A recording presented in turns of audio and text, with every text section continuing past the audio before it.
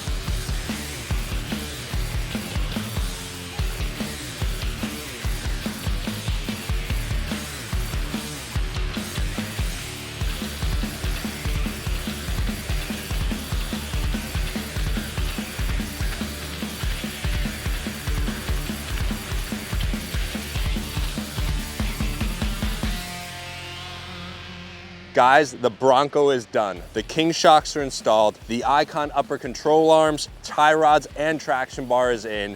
Fuel wheels, Toyo tires, and we couldn't forget the DV8 spare tire carrier. The customer is on his way right now to come pick it up. So guys, let's get it back to the shop and hand it over to the customer. And as always, guys, don't forget to leave a like, comment down below what you thought about this Bronco build, and subscribe to the YouTube channel and join the KHC family, and we'll see you guys in the next one. Peace.